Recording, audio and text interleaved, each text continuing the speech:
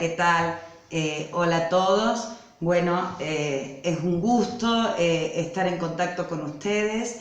Ya hemos empezado el cursado de la materia hace medio mes aproximadamente, pero bueno, es la primera vez que tengo la oportunidad de grabar una clase, una conversación para empezar a trabajar conjuntamente.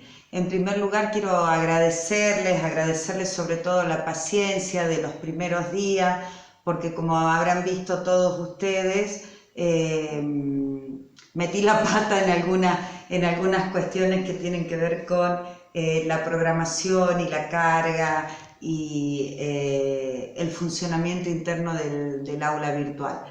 Esta materia es una asignatura que ya tiene su historia. Yo me incorporo recién en este ciclo lectivo. Es por eso que tenemos clases, tenemos material bibliográfico preparado del profesor Jorge López, que es el material que va a guiar el cursado de nuestra asignatura y que ya está cargado en el aula virtual. Les digo eso sobre todo por una cuestión de organización y de logística, se los puse en los foros también, que el módulo de pensamiento científico va a ser para nosotros lo que antes se consideraba un manual, va a ser nuestra bibliografía de guía, nuestro librito de auxilio para poder cursar toda la asignatura. Los temas que están en el módulo son los temas generales de la asignatura, pero además de esos contenidos que están tan bien explicados por el profesor en el módulo, vamos a ir viendo en cada tema otros materiales bibliográficos y vamos a ir haciendo actividades que no son directamente las que están planteadas allí, que esas sirven como guía. Algunas las vamos a hacer y se las voy a pedir, pero no todas las actividades que figuran en el módulo son actividades obligatorias ni para que las entreguen.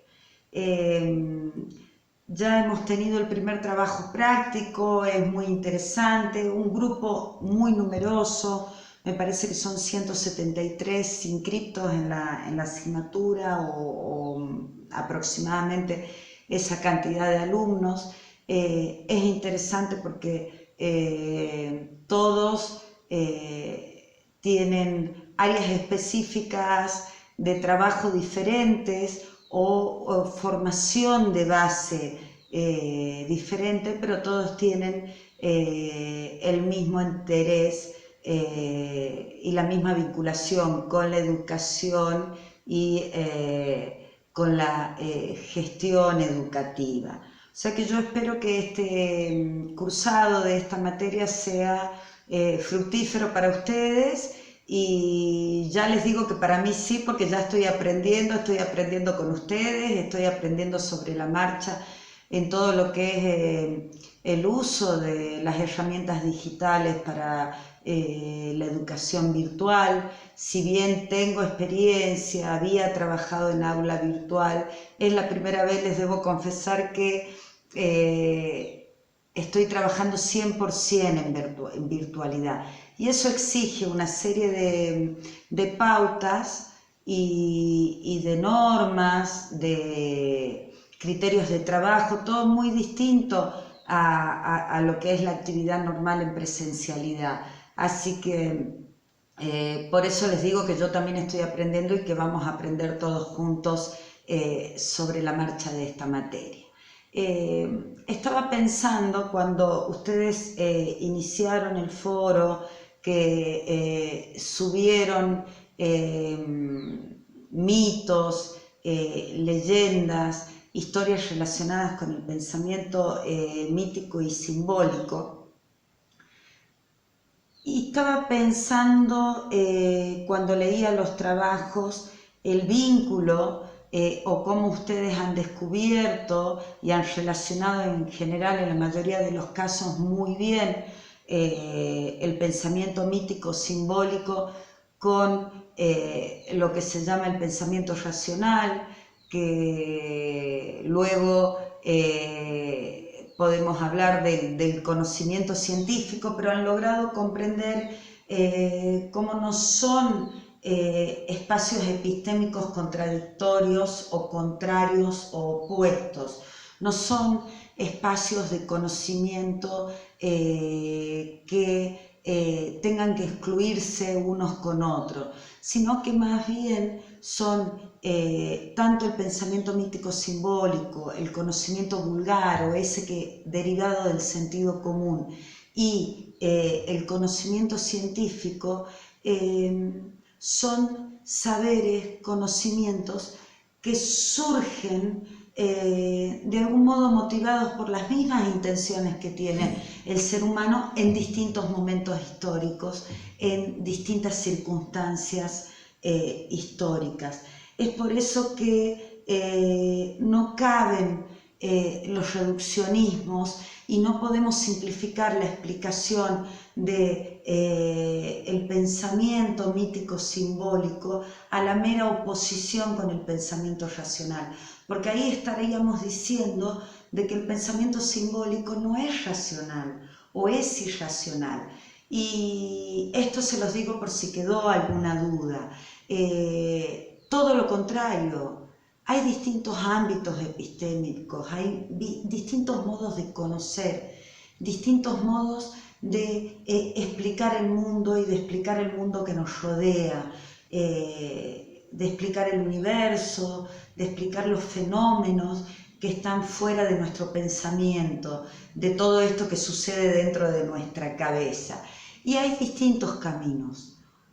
Un camino es el simbólico, otro camino de conocimiento es el religioso, es el que está orientado a la trascendencia, a lo trascendente. Otro camino de conocimiento es el científico, estrictamente hablando. Pueden ser compatibles, ya nadie se anima a excluir completamente uno del otro, y sobre todo cuando avancemos en el desarrollo de esta materia y tratemos de desentrañar y conocer un poquito cómo trabajan los científicos, cómo es la estructura de la ciencia, cómo se formulan las teorías científicas, cómo se construye el conocimiento científico, qué intereses se ponen en juego a la hora de construir ciencia o de apoyar investigaciones científicas o de financiar investigaciones científicas. Nos vamos a dar cuenta que ese conocimiento objetivo, neutral, desprendido de cuestiones axiológicas, de principios morales, de intereses personales, no es tan así, y que realmente hoy son pocos los que tendrían una mirada totalmente positivista de la ciencia.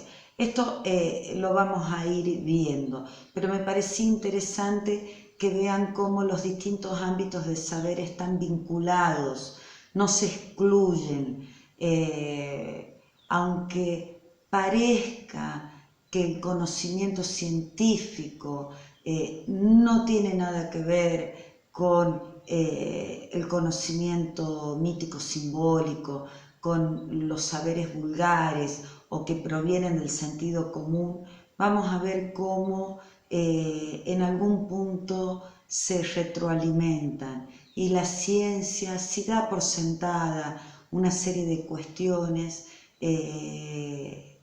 base que vienen del contexto histórico y sociocultural, que no las cuestiona y que funcionan como creencias o preconceptos que vienen del sentido común. Y vamos a ver cómo hoy en día nuestro sentido común, nuestro conocimiento vulgar, se basa muchas veces en conocimientos científicos, teorías científicas, que ya son de tal modo asimiladas por nosotros y aunque no las entendamos, las tenemos internalizadas, que figuran como preconceptos, como creencias. Entonces se da un círculo donde se va retroalimentando.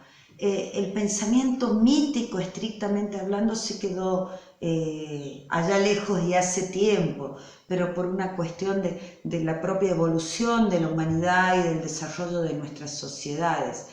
Pero no quiere decir que no funcione en algunos ámbitos o en algunas cuestiones como un modo de darle sentido al mundo que nos rodea, a nuestro universo, a la relación con los otros.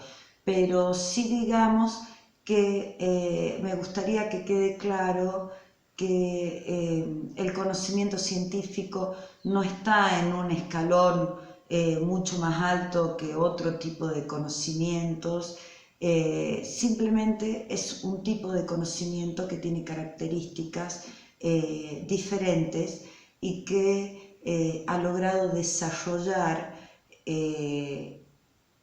algo que Esther Díaz lo va a decir con claridad, ya lo vamos a ver en el texto que tenían que leer de Esther Díaz, pero que ha logrado vincularse con la práctica. Y esa quizás es la riqueza más grande y el éxito más grande que ha tenido la ciencia.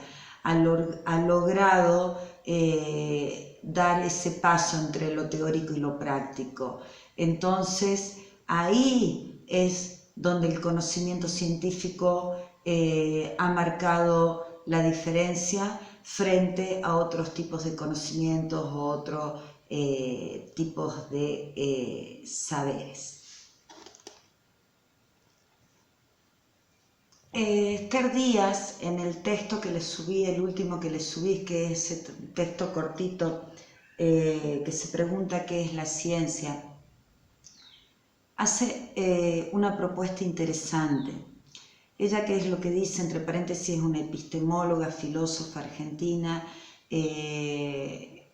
muy interesante, que tiene trabajos muy importantes y que ha sido muy reconocida, lo es en todo el mundo, y que tiene una mirada bastante crítica y reflexiva sobre el valor de la ciencia y el conocimiento científico. Y ella nos dice que la pregunta por la ciencia es una pregunta totalmente vinculada con nuestra vida, que no es ajeno a una persona común, a cualquiera de nosotros, preguntarnos por la ciencia. Podríamos pensar a simple vista que la pregunta por la ciencia es una pregunta que tiene que interesar a un científico, a un matemático, a un físico, a un ingeniero, a alguien que trabaja en la NASA o en un laboratorio. No, ella va a decir, tiene mucha lógica que todas las personas en algún momento nos preguntemos por la ciencia, por el sentido de la ciencia, porque la ciencia tiene mucho que ver con nuestra vida. Y nos propone un juego, dice, imagínense que cierren los ojos y se imaginen un mundo sin ciencia, no solo un mundo sin teorías científicas, sino que nos propone imaginarnos un mundo sin ciencia y sin derivados, sin los productos de esas teorías científicas, sin las aplicaciones de esas teorías científicas. Piensen ustedes qué mundo sería. Yo cerraba los ojos y pensaba y digo, no me desagrada un mundo sin ciencia.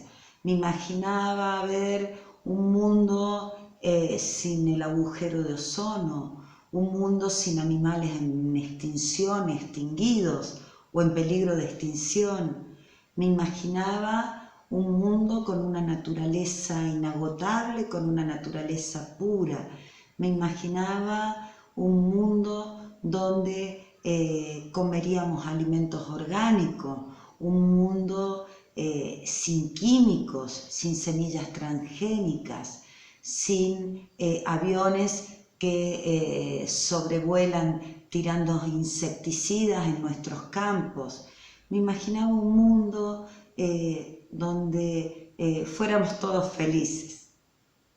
Y después volví a cerrar los ojos y me imaginé un mundo sin vacunas, un mundo sin agua potable, un mundo sin luz eléctrica, un mundo sin medicina como hoy la conocemos, un mundo sin medicamentos, sin penicilina, un mundo donde las personas que tuvieran alguna enfermedad crónica vivirían muy poco, un mundo donde nacer con alguna patología o algo sería una condena y tendríamos una vida muy corta,